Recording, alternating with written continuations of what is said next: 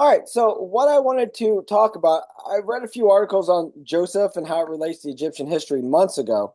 It just seemed like a lot to tackle, so I kind of been ignoring it. But this is like the first part of it, and I think this is really interesting because I know I'm kind of a little annoying with the historical and archaeological stuff, but I find it really interesting, and it seems like it only strengthens the conviction that the Bible is truly an inspired word, and it seems to match up so well with historical references. And so what got me interested in this is if Joseph was the second in command and a high ruler in Egypt, the Egyptians kept very detailed history. Now, of course, like most of the ancient civilizations, most of their history is all their winnings. If they won a war, if they did this, when they lose or get defeated, it's not written near as much. But if we have such a detailed Egyptian history and we have a pretty long time, about 100 years that Joseph would have ruled in Egypt, there should be some sort of collaboration where they should sort of match a little bit in the historical timeline. So that got me really interested. But the first part of it is, when was Joseph? What was the timeline? And so until we can establish that, it's almost impossible to even see if we can correlate the biblical history with the Egyptian history. So this first part is kind of the timeline of the patriarchs, or when was Joseph in Egypt? And nobody knows 100%. There's usually two different groups, but the one group makes sense to me, and they're more following the Bible and some of the biblical reports. So that's what this first part is, kind of the timeline. Can we at least guess, give our best guess of what timelines we're dealing with there? So that's kind of what this first one's going to deal with. A lot of different articles, websites that I've used for this, especially Armstrong Institute of Biblical Archaeology, Biblical Archaeology Report, and then Bible.ca has a lot of good, interesting articles on it. And so we have various dates given, and one might ask, well, who really cares? Like when Abraham was born, depending on what you look at, it could have been anywhere from 2166 to 1951. And does it make a big difference? Probably not in our faith, but it does make a difference if we want to try to kind of correlate some of this historical with biblical records. So there's a pretty big gap there of a few hundred years. So is there one source that might be more exact than the other? And so that's what we're going to kind of go through here. I put this chart up before also. This is from James Ussher. He's an archbishop, and a lot of people considered him to be one of the most exact, timelines, at least from maybe the creation up through the flood. And then after that, there's some controversy. But even he has Abraham around 2000 BC. So somewhere in this 2000 BC, plus or minus a couple hundred years, is where most people generally think Abraham was born. But in order to get an accurate timeline, we have to start with the one thing most people agree with. And of course, as we all know, that the date of construction of Solomon's temple. I mean, do I even need to go through this? But when you look through this, most archaeologists, most historians are going to agree that when Solomon built his temple, it was about 967 BC. And so I was reading this and go, well, that's great, but how do you come up with that? I mean, maybe that date has been passed down through the years, but I want to know. I can't just take that for granted, because how am I supposed to know which camp I'm agreeing with unless I know how you got to this date? And so when we read 1 Kings 6:1, it says, "And it came to pass in the 480th year after the children of Israel come out of the land of Egypt." So 480 years after the Exodus, in the fourth year of Solomon's reign in Israel, in the month of Ziph, the second month, that he began to build the house of the Lord. Now, the general consensus of this is about 967 BC. And we know through historical records that Nebuchadnezzar destroyed this in 586. So this temple lasted for a few hundred years. But how do they get to 967 BC? How is this such an obvious date for the temple? So that date goes back historically quite a few years. There's ancient historians that kind of picked this date. But more recently, these 20th century scholars, Edward Thiel, who's to the right, and Valerius Cook to the left, sort of tried to do their own independent research to see if they could verify this as being a legitimate date. Like, they should have at least the same information that the ancient historians had, and could they come up with this date? And it's pretty interesting, because when we read articles about them, these guys didn't know each other and they didn't work together, but they lived around the same time. And they both came up with this exact date independent of each other. They were presenting it at the exact same conference, and that's when they met. But the way they came up with the date was different. So this is really kind of interesting. So the first one we'll start with is Valerius Cook. He was an archaeologist and then a missionary in China for the Seventh-day Adventists. And he's widely respected to be, a great archaeologist, biblical archaeologist. So this is what Edwin used to kind of come up with this date of Solomon's temple. So he goes and he uses a lot of the Assyrian chronology. And so the Assyrians, like the Egyptians, very exact chronology, almost year to year. And so this black obelisk of Shalmaneser III, it's in the British Museum, he used this among other Assyrian type of archaeological records and compared that to the Bible. So what he said is the Assyrian chronology was put together on a tedious year-by-year basis, and he called that the Limu list. And they're chronological records not only of the kings, but also any significant events. So when we think about Jonah and going into Nineveh, that there was a great earthquake, which Amos describes, they can validate that earthquake through these lists, through these Assyrian lists. Maybe the big eclipse that Jonah had in Nineveh, that also can be collaborated with these lists. So a lot of these Assyrian lists, we can kind of collaborate with the Bible and come up with dates. And so when we look at this black obelisk of Shalmaneser III, he lists a lot of kings. This kind of parallels with the Bible. He talks about Ahab, Ahaziah, I never say that right. Ahaziah, whatever. And then Jehoram and Jehu. So all these kings are actually listed in this black obelisk, or in this Limu list, along with the Bible. But then there seems to be this contradiction. They don't seem to match up. And so this is one of the problems that he had. So if you read this Assyrian monument, it shows that the reigns of Ahab and Jehu were separated by only 12 years. And it's in very detailed descriptions. But if we look at the Bible, it shows there's 14 years between the two. And so I kind of listed the verses down here. We'll read a lot of verses, but not necessarily these. But generally, we have Ahab in 1 Kings, and he dies. And Ahaziah, the son of Ahab, reigned 2 years. And then Jehoram, another son of Ahab, reigned after him for 12 years. And then you got Jehu. So this monument says there's 12 years. The Bible says there's 14 years. So how do we explain that? If they're both supposed to be very accurate numbers, how do we explain that? Well, he came up with how we explain this accurately. And what he says is it depends on how they actually did the chronology of these regnal years. So a regnal year is the official date of a monarch's ascension. And what he said is the northern kingdom of Israel used a non-ascension year. So if you do this non-ascension year, which means it started immediately. So if Jehu died in our term in August, and the next guy took over, even though it's a partial year, this would be considered year one of the king.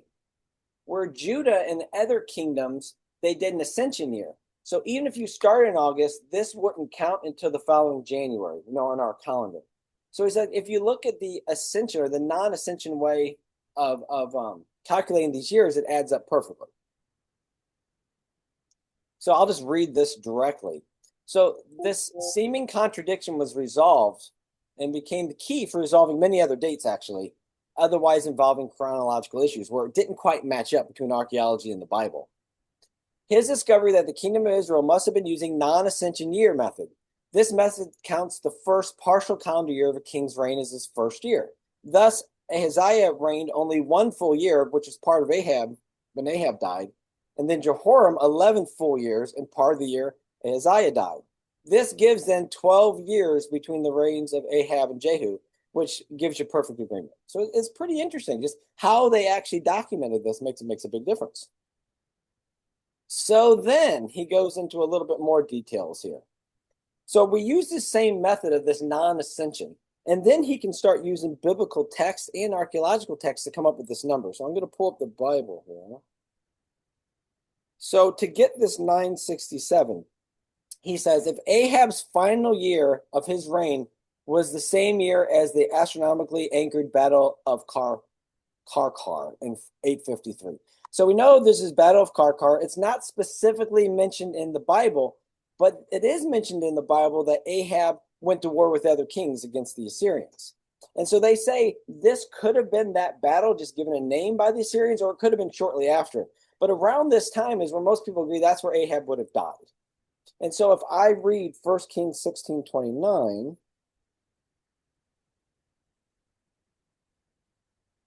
First Kings 16:29.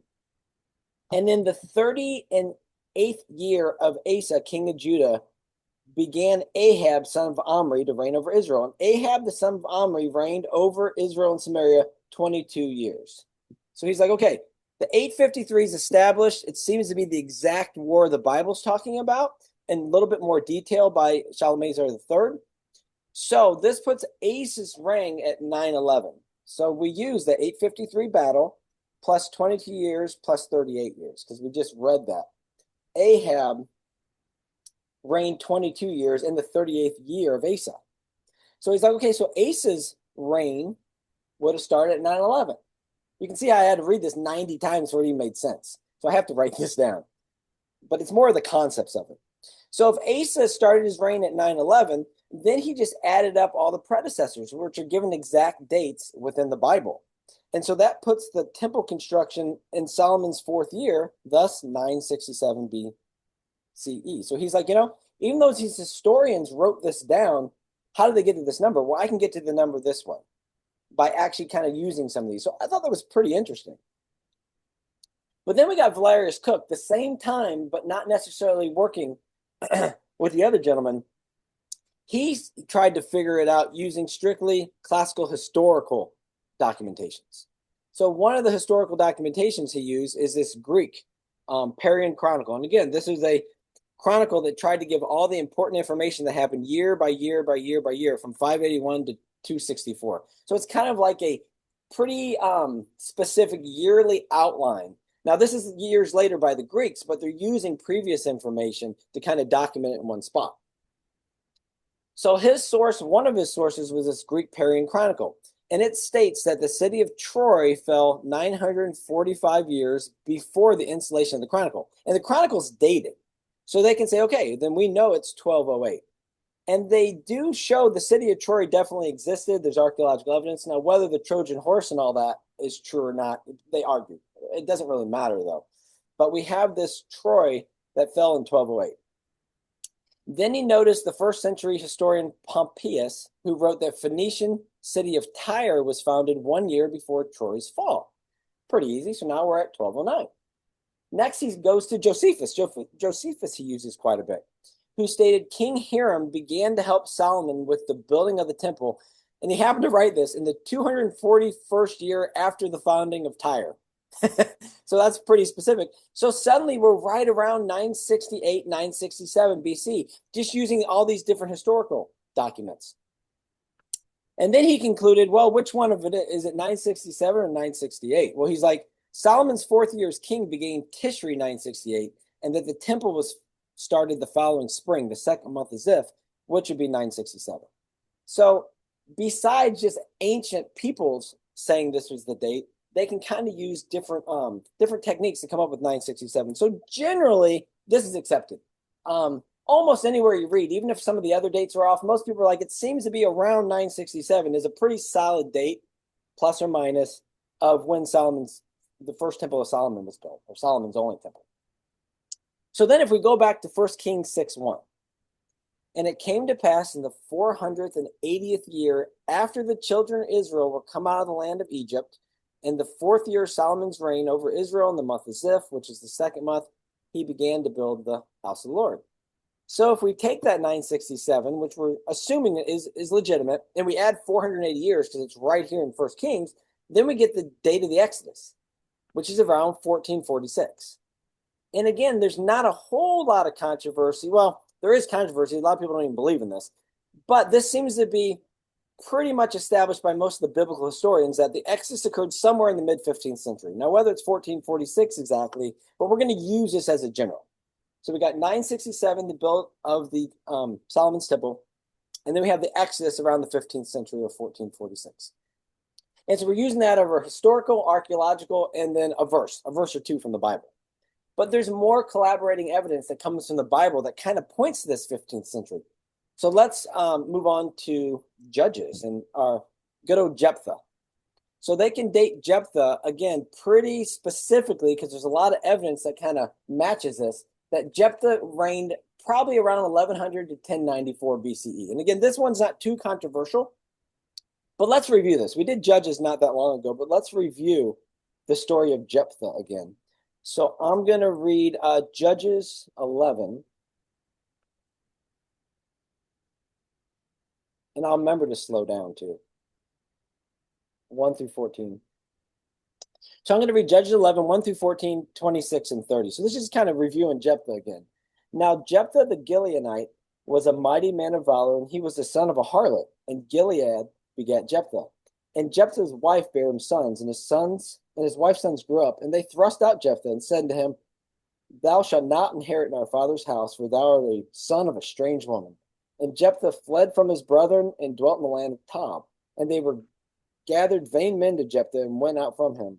And it came to pass in process of time that the children of Ammon made war against Israel. And it was so that when the children of Ammon made war against Israel, that the leaders of Gilead went to fetch Jephthah out of the land of Tob. And they said to him, Come and be our captain, that we may fight from the children of Ammon. So remember, he was the son of a harlot. They kicked him out. He was not a judge or anything at this point. They went and get him and said, if you can help us defeat the Ammonites, then we're going to make you our ruler. And then Jephthah pleads with them. He sends messengers and says, and what he says is basically right here in verse 26. So there's quite a bit of talking. We move down to verse 26, and Jephthah says, While Israel dwelt in Heshbon and her towns, and in Ar and her towns, and all the cities that be along the coast of Arnon, 300 years, why therefore did you not recover him within that time? So he's basically talking to the king of Ammon and saying, we've been here for 300 years. Why are you now trying to take this land yourself? Now, is that 300 years he just pulled it out of nowhere? Or would this line up with approximate time of the Exodus? We think it happens to line up really well. So we'll go into that a little bit. I won't read this, but if we go back in Numbers and Deuteronomy, God tells Israel they intentionally have to go around the Ammonite and Moabite held territories while they're seeking passage. He commanded them not to attack some of the Ammonite and Moabite relatives because this has been given to Esau and this has been given to the children of I can't remember. But God tells them specifically, you need to go around these areas, try not to provoke these people. And so that's kind of what he's saying. We took over the land. We've had the land for a long time now. So let's go back to the story of Jephthah. So we just read he was kind of outcast. They brought him in. If he could defeat the people, then they would make him a judge. So he judged from 1100 to 1094. But when he's talking, he's begging the king of Ammon, saying, hey, listen, we've been here 300 years. Leave us alone. Why do you think you have claim to this? Well, this is probably at the very beginning or before he was even a judge. So we've got to date this around 1100 because you can argue whether he's officially a judge before or after he wins this battle. Because they promise him you will be, if you can help us. But anyway, let's just say 1100. So this is the start of his judge. It's 1100. And he says, we've been in the land 300 years. Now, if you look at Josephus, he quotes him as saying, for we've been in the land for above 300 years. So maybe this isn't an exact number. Maybe it's a little bit more than 300 years. But if we take his 1100 starting point, and it could have been before then, and we add what he says, we've been in the land above or at 300 years, plus we know they wandered in the wilderness for 40 years, this puts us just about the same time. Or about 1440 plus or minus, because we have a little bit of flexibility of when did this start for Jephthah, and is this 300 years exact or approximate? But either way, we're in the mid-15th century time frame, which kind of fits where we want to be with this. But, oh, wait, I looked on Wikipedia, and it says the Exodus wasn't in the 15th century. It was in the 13th century. So what's this about? I mean, it seems like there's some pretty good, smart historians, archaeologists, biblical historians that say, no, this fits. But we look at Wikipedia, most scholars date the possible Exodus to the 13th century because that's the time of Ramses II. And this is the most important part. All this came out because of this Ramses. There's a verse that mentions Ramses. They're like, well, if a verse mentions Ramses, it has to be Ramses II because there's no Egyptian data whatsoever that mentions Ramses until this time in the 13th century. So this has to be the 13th century. And so Wikipedia, Encyclopedia Britannica, even the Israel Ministry of Foreign Affairs says, our people, we left Egypt in the 13th century. And then this last one I love, the Psychology Today, why the Exodus story has value despite being a complete myth. This event, had it been true, It's generally held to taking place at the end of the 13th century. So why are there all these people saying, well, no, it's not 15th century, it's 13th. If it even happened, which it didn't, clearly, it happened in the 13th century. So where are they getting this from? So here's the debate. The early Exodus people, which is what we just went through, says it took place in the 15th century. And because we're using 1 Kings 6:1, we're using Judges 11, Jephthah's, we've been here about 300 years, plus or minus. And then we didn't go through, but if we look at 1 Chronicles 5 and 6, it gives a pretty good begat, where it kind of fits in this exact timeline. So most of the historical text fits this. But we have one verse that throws the whole thing off. So the late Exodus puts us in the 13th century. So this side believes the Exodus occurred in the 13th century, about 200 years later. And this is, from what I can tell, 100% based on one verse in Exodus 1:11, because they mention the name Ramses. And as we talked about before, when you look at Egyptian history, the name Ramses never appears until the 13th century. It's Ramesses or Ramses or Ramses, and it refers to several of the names of the Egyptian pharaohs and also cities denoted with them. So it could be talking about the city or the pharaoh, but that didn't exist in the 13th century. So how in the world can we say a couple hundred years earlier, there's a city name that hasn't existed for 200 years? Well, how can we do that? Well, the person that came up with this in the 1930s was William Albright. So most ancient people put this in the 15th century. But suddenly we get into the early 1900s, late 1800s, and now we're starting to switch it. And the main person who wrote about this and switched it saying, no, this is the 13th century, but this is William Albright. And he was an archaeologist based largely in Palestinian archaeological evidence, so kind of in the ancient land. And this is from the rise and fall of the 13th century Exodus, and I'll just read it. But he's the one that really promoted this until about 1971 when he died, because the evidence sort of showed this wasn't accurate. So we found some archaeological evidence that seemed to show the children of Israel in the land around the time of this Ramses II. But what they say here in this article, in spite of the fact that this theory runs counter to scripture, a number of evangelicals continue to hold this view, though most scholars have abandoned this model. So what was his model? And if you look on popular Wikipedia, encyclopedia, they're sticking with this, even though they'll say most people that really deal with this have gotten rid of this theory. It just doesn't hold up. And so what was this so impressive thing that put it in the 13th century? Well, one, if we read Exodus chapter 1, let me pull that up. So Exodus chapter 1, verses 1 through 13. Well, these are the names of the children of Israel which came into Egypt. Every man in his household came with Jacob. Reuben, Simeon, Levi, Judah, Issachar, Zebulun, Benjamin, Dan, Naphtali, Gad, Asher. And all the souls that came out of the loins of Jacob were 70 souls. And for Joseph was in Egypt already, and Joseph died and all his brethren and all that generation. And the children of Israel were fruitful and increased exceedingly, and multiplied and waxed exceedingly mighty, and the land was filled with them. So let me go down to verse 8. And there rose up a new king over Egypt, which knew not Joseph. And he said to his people, behold, the people of the children of Israel are mightier than we. Let us deal with them, lest they multiply, and blah, blah, blah. So I'm going to move down here. So verse 11. Therefore, they did set them over the taskmasters to afflict them with their burdens. And they built for Pharaoh treasure cities, Pithom and Ramses. So this is it. This one verse, he's like, well, you can't build the city of Ramses if it didn't exist until the 13th century. And so generally, they're going to associate the time of Joseph with Ramses II. This is the peak of the Egyptian empire. A lot written about him, a lot of archaeological evidence left with him. And again, this name didn't appear until this time. A lot of times they say this Ramses in Exodus 1, verse 11 refers to Pi Ramses, which is this metropolis that was built by Ramses II. And there's a lot of different buildings and structures left with that. There's a couple problems with this. One problem is they're trying to say Ramses was the pharaoh with Joseph, but Ramses was also the pharaoh with Moses. How can you do that? That's 215, 20 years difference. So it can't be the same Ramses. I mean, you can't say Ramses is this guy and this guy because there's too much time between the two. So that doesn't make sense.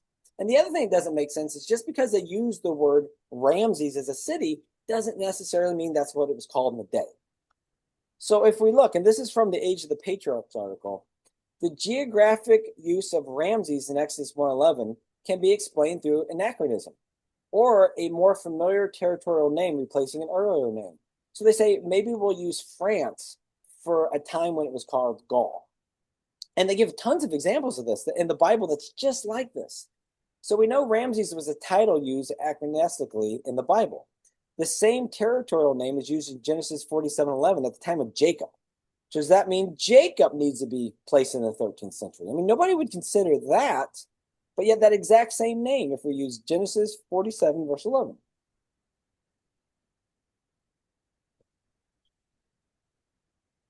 And Joseph placed his father and his brethren and gave them possession in the land of Egypt, in the best of the land, in the land of Ramses, as Pharaoh has commanded. But even more so than this, let's go back even farther with Genesis 14. And this is when Abraham was chasing after the bad guys to try to get Lot. So Abraham and his men are mentioned chasing Mesopotamian armies northwards to Dan. This territory wasn't even named until about 400 years later with Jacob's children and the judges. So they're like, well, this doesn't make any sense. So if we read Genesis 14:14, and there's tons of these examples. These are just the ones I thought were most powerful. And when Abram heard that his brother was taken captive, he armed his trained servants, both in his own house, 318, and pursued them unto Dan. And what they say is one of the reasons this is used, because Dan is most frequently described as the northern border of Israel. So that would make sense. It obviously wouldn't have been called Dan at a time before it existed, but when you're reading back on the historical records, that would make a little bit more sense. So the anachronism, I guess you call it, would make a lot of sense in this case. And I think it's an easy way to say, okay, well, the land that later became Ramses. But what about all the other biblical verses? Because not only if you're going to say, well, it had to be Ramses because it says Ramses, and when you look at these people that are 13th century people, all they do is go to Exodus. They're like, well, it says Ramses, so done. But what about all the other biblical records? So there's some very famous biblical archaeologists. James Hoffmeyer, you've got Berman, there's a few other ones, and they write books about this. And so you're like, okay, you're going to go into all this detail about how it had to be Ramses, but what about First Kings and what about Jephthah? And these are exact quotes out of these books, which just kills me. So James Hoffmeyer is the first two. Numbers 6:1, the 480 years, it's symbolic. It's not literal. You know, it's 480 years. And Jephthah too. Jephthah, clearly, it's not exact. James Hoffmeyer says, as for the judge Jephthah's apparent knowledge about how long Israel's been in the land, I throw him out altogether. He's a blubbering idiot. So he's like, well, I mean, Josephus says a little more than 300. I mean, these guys are just ridiculous. They're just throwing away the Bible to try to fit a narrative that doesn't even make sense. And then we have the genealogies of Chronicles that if you add them up, it fits a really good timeline. They're like, oh, there's some kind of artificial extension. There's made up names. We can't prove this stuff. I mean, it's unbelievable. And they write books about this. So we're going to assume that this is correct. We've got 967 is Solomon's temple. We got 1446 is the Exodus. And then the mention of Ramses in one verse that they focus on is an anachronism. So if we take that to be true, which who really knows, but it's interesting, then we'll move on. So the second part of this is how long was their sojourning? And why this is important is because how long they sojourned makes a big difference when Joseph was born and when he lived. So we have two theories of this. We have a long and a short sojourn. So if we look at Exodus 12, verse 40, now the sojourning of the children of Israel who dealt in Egypt was 430 years. Okay, so the children of Israel were in Egypt 430 years. So that seems pretty obvious. This would be the long sojourn. So if we start at Jacob's entrance into Egypt, and so that's where they say this sojourn starts. It's the Exodus when Jacob entered Egypt to the Exodus when Moses left. So that's the timeline they're looking at. And so if they take the 1446 plus 430 years, then you've got Jacob and his family arriving in Egypt around 1800s. And that's how they use Genesis 12 timeframe to get Abraham was born in 2166 and called by God in 2091. It's kind of small here, depending on how big your computer or TV is. But you can kind of see the long sojourn up on top, where Abraham was born in 2166, And then it starts when Jacob enters the land and ends with Moses. So that's the long sojourn, because it says right there in Exodus 20 or 12:40 that they were in Egypt 430 years. But then we have the short sojourn, which makes more sense to me, and it kind of fits better with Jacob. But the short sojourn, same thing. The children of Israel dwelt in Egypt 430 years. But then we have another verse in Genesis 15, verses 13. And they said to Abram, know of a surety that thy seed shall be a stranger in a land that is not theirs, and shall serve them and shall afflict them 400 years. So we got a 430-year sojourn, and we got this affliction for 400 years. Is one an estimate? Are they talking about the same thing? So we'll get back to this a little bit. But we have another. So let me read Genesis 15. Genesis chapter 15, and we're going to read 13 through 16. All right. And he said to Abram, know of a surety that thy seed shall be a stranger in the land that is not theirs, and shall serve them, and they shall afflict them 400 years. And also that nation who thou shalt serve will I judge, and afterwards shall come out with a great substance.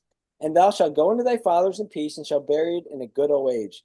But in the fourth generation they shall come hither again, for the iniquity of the Amorites is not yet full. So we have these different things. We have a 430-year sojourn. We have an affliction of his people for 400 years. But then we have this, but in the fourth generation, you shall come hither again. So can we correlate all this together? Maybe. I mean, maybe. These are all just, best guesses, but I think they're pretty interesting, and it really fits nicely.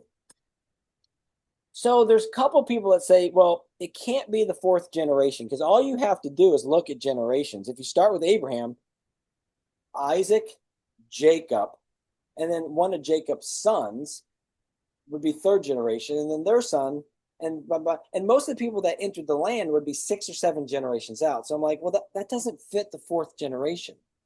But what they say is, if you consider the generations to start once they enter Egypt, it fits really nice. Like if you, with Jacob and his family entering Egypt, you could add up very consistently 4 generations until the Exodus. And they give examples of this. So in Numbers 26, verses 58 and on, lists the families of Jacob's son Levi. And the name of Amram, the son of Kohath, wife is Jochebed, the daughter of Levi. So he married his aunt. A little weird, but we'll move on from that. Whom her mother bare to Levi in Egypt. And she bare Amram, Aaron, and Moses, and Miriam, their sister. So if we assume Jacob and all his kids enter Egypt, 4 generations later, we got Moses and Aaron. As long as the starting point is the entering of Egypt. Number 16, you got the same kind of genealogy for the rebellious Korah. Korah, the son of Izhar, the son of Kohath, the son of Levi. So again, sons of Levi. Another example, the men of the tribe of Reuben who assisted the rebellious Korah. And they named them off. Dathan and Abiram, the sons of Eliab, the sons of Palu, the sons of Reuben.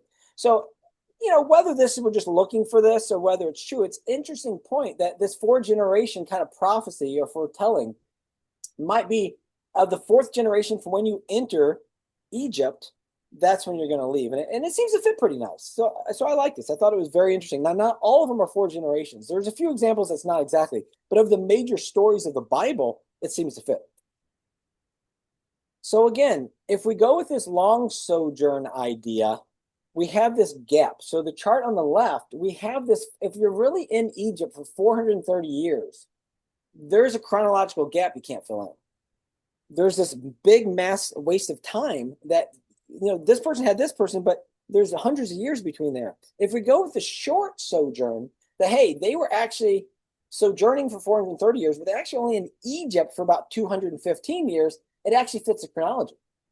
So they're like, well, if we're going to follow the Bible, and we're actually going to follow these chronological lines, which give many dates, they were actually only in Egypt for 215 years. And that fits really nice. But then how does that fit with the 430 years and the 400 years? Like the whole thing just makes you want to, well, that's why I kept giving up on this, actually. That's what it makes me. But it's interesting when you really study it. So how do we explain this? Does this all fit, or are we just having to make up numbers or say some things are exact and some things are general? So if only 4 generations of Israelites sojourn in Egypt, then the sojourn had to have been longer, or a lot shorter than 430 years, which we just showed. It doesn't fit the chronology. Proponents of the short sojourn believe the period between Jacob's arrival in Egypt and the Exodus was about 200 to 215 years, which we can see again to that chart to the right. That fits the chronology of the Bible. But this raises the question, what about the 400 and the 430 year periods? How do we explain this? So we're trying to explain the fourth generation, again, from the children who entered into Egypt by the fourth generation of both being prosperous under Joseph, then being oppressed, then being slaves. But at that fourth generation, you're getting pushed out. And that seems to fit. But what about this 400 versus 430? Well, this was an article quoting a rabbi. And what he says, the covenant between the parts, the covenant with Abram in Genesis 15, took place 430 years before the Exodus. And that's the period referred to in our verse, which we read that verse earlier. At that time, God told Abraham that his offspring would endure 400 years, during which there would be exile, persecution, and servitude, but not necessarily at the same time. So what he's saying, when he talks to Abraham, we got 430 years of this sojourning. But the 400 years begins with the birth of Isaac. And why would he say that? Why would these be different? Well, first of all, he goes back and says, even Paul talks about this. So if we read Galatians 3, I promise this will come to a point. Maybe not today. All right, so Galatians 3, verses 15 through 17. Okay, the law and the promise spoken of by Paul. Brethren, I speak after the manner of men, though it be but a man's covenant, yet if it be confirmed, no man disanneweth or addeth thereto. Now to Abraham and his seed were the promises made, he saith not, and to seeds as of many, but as of one, and to thy seed which is Christ. But I say this, that the covenant which was confirmed before of God in Christ, the law, which was 430 years after, cannot disannul, that it should be made promise of none effect. So even Paul quotes the exact 430 years. And this is King James. When I pulled out the New Living Translation, it made more sense to my simple mind. And it said the agreement God made with Abraham could not be canceled 430 years later when God gave the law to Moses. God gave the law to Moses, they think about the second month they were in the Exodus, which again, if we go back, would be about 1446. So all this seems to fit pretty nicely. So how do we make this work, the 400 and 430? Well, Henry Ainsworth, he was in the 1600s. He's the one that really kind of wrote this down, as far as who knows how long people have taught this in history. But he's the one that said when Abraham was 75, he left Haran. This was the promise. This is the start of the 430-year Exodus. 25 years later, Isaac's born. So wouldn't that be 425 years, that this 400 years? Well, he's like, no, because Isaac wasn't weaned until he was 5 years old. Now, weaned from breast milk to solid foods is 1 to 2 years. But they're like in Jewish and kind of this ancient, maybe even today, Jewish tradition, you're weaned from the teaching and upbringing of the mother to the father around 5 years old. And there's a lot of kind of historical data that backs that up. So he's like, this would make sense to me that now when Isaac is 5 years old, he's getting weaned, maybe spiritually or with education from his mom to his dad. This is the start of the 400 years of being mistreated, afflicted, and then later enslaved. And then it kind of goes through the different time periods. So now we have about 215 years of the Exodus. And this is his chart. So we got the original, you're going to be sojourning for 430 years. If we buy that this is what it's talking about, that at about 5 years old, where Ishmael kind of makes fun of Isaac, they kick him and Hagar out. This is the beginning of the affliction enslavement period. The family moves to Egypt later on, and then we finally have the Exodus. So it kind of divides it up. Makes sense. Whether it's true or not, I don't know, but it's interesting, and it kind of fits the narrative a bit. But here we are again. We're back to where we started. But what about Exodus 12, verses 40, which appears to clearly state that at the time that the children of Israel dwelt in Egypt was 430 years. Again, it doesn't make sense chronologically. The longest they could have been in there with the fourth generation and with the Chronicles is about 210, 215 years. So how do we reconcile a passage from the Bible? Do we just ignore certain ones? Do we say this is general, this is specific? Well, actually, this one's even more interesting. Most of the early translations of this verse says, and the sojourning of the children of Israel when they sojourned in the lands of Egypt and the land of Canaan was 430 years. So the King James doesn't have that, but most of the earlier ones actually said Egypt and Canaan. They're sojourning through the whole area where they were strangers. And so, there we go. So the listing of Canaan with Egypt in this verse is found in various different writings. The Sumerian Pentateuch, I'll read. Writings of Josephus, and even some of the Dead Sea Scrolls, some of the earliest that we have right now, actually says that it's in Egypt and in Canaan. They all attest to the understanding that all the early historians in the early Jewish communities knew this 430 years was not solely in Egypt, but it includes sojourning in Canaan also. Which they were too, both Canaan and Egypt, they were strangers in the land. So I'm just going to read the Sumerian Pentateuch. It reads, now the sojourning of the children of Israel and their fathers in the land of Canaan and in the land of Egypt is 430 years. The Alexandrian copy of the Septuagint has the same reading, and also same statements made by the Apostle Paul, which we just read in Galatians 3:17, who reckons that the promise made to Abraham to the giving of the law, the chronology itself proves. For it is evident that the descendants of Israel did not dwell 430 years in Egypt, while it is equally evident that the period of Abraham's entry to Canaan to the Exodus is exactly that same number. Thus, Abraham's entrance into the promised land to the birth of Isaac was 25 years, and then they kind of go out through all the different years. So, why am I putting everybody through this misery? Because we're trying to establish, can we at least agree on the date? So now we can actually get to the fun stuff and compare the story of Joseph and the Israelites being in Egypt to Egypt historical data. So if we add 430 years to 1446, the Exodus, that puts Abraham's birth around 1951. So this is the big difference between whether Abraham was born in 1951 or Abraham's born, much earlier. He entered into Canaan 75 years later, and all this is genealogically through the Bible. So if we add these numbers up, we got Joseph's birth around 1700. Joseph gets promoted about 1670. And then Jacob enters at 1661. So here's a nice little chart kind of showing what timelines we hope we agree. We hope we agree. So we have the temple in 967. We have the Exodus in 1446. And then we look at Genesis 41. Joseph was 30 years old when he entered the service of Pharaoh, king of Egypt. Well, we can extrapolate the dates and say, okay, if Joseph was born in 1700, he became, second to the king in 1670. If we look at Genesis 47:7, then Joseph brought his father Jacob in and presented him before Pharaoh. And Jacob blessed Pharaoh. And Pharaoh asked, how old are you? And he said, the years of my pilgrimage were 130. So we know at this point he's 130 years old. We know when he was born, so we can date that at 1661.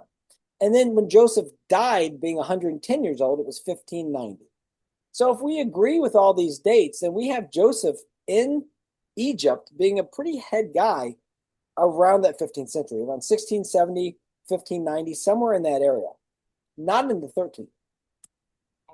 So if we look at the history of Egypt, and I'm just about done, I got 2 slides left, but if we agree with these dates, or at least think they make sense, more sense than the 13th century, Egypt during this period was what's known as the second and immediate period. So we're 1700 to 1550, which matches really nice with the time frame we're coming up with where Joseph should have been alive and should have been in Egypt. So at this point, it's a decentralized period of Egypt. Egypt's actually split in half. So we have an upper and we have a lower half. And there's these people called the High Coast people who are in control of the middle and lower part of Egypt, while there's different rulers in the upper part of Egypt. Now we move ahead to the 13th century. Then we have the peak of the Egyptian historical record. And now we get Ramses II. And now we've got, all these Pi-Ramses buildings and all this. But this is hundreds of years later. So if we buy, this would be about the time that Joseph was there.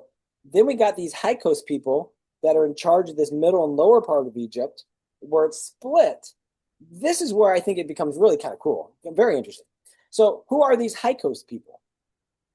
Well, according to the 3rd century Egyptian historian Manetho, and supposedly none of these records exist anymore, but there's so many historians that wrote about this that they can almost reproduce Manetho's entire records without having the originals.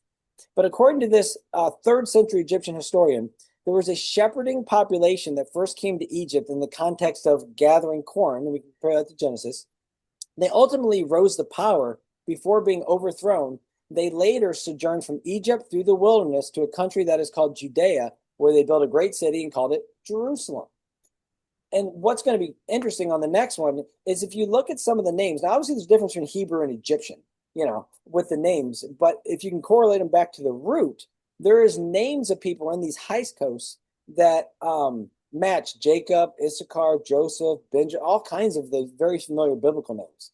And even Josephus makes the case that the high coasts were indeed none other than the Israelite forebears. So the next one, which isn't near as tedious as this, and I think it's a little more interesting, is if we look at Egyptian historical records, which are pretty detailed, around this 15th century time where it's split, it's not a centralized power, and you have these high coast people, these shepherd rulers, and we compare that with the story of Joseph, how they sold him, how much they sold him for, what kind of clothes they wore. There's a really nice match, which could kind of correspond. I think instead of proving the Bible wrong, I think this is another beautiful example where you take this archaeological and historical evidence and it matches so well with the Bible. So that will be the next part, hopefully not for a couple months, where we just look at the differences or the similarities between the historical record of Egypt and then the biblical record of Joseph. I'm sure that was too fast again, and I apologize for that. It's one of those things, you're not going to get much out of hearing it, but if you look over the numbers and all, it really is pretty interesting. And I think this is much more convincing of a 15th century than the 13th century period.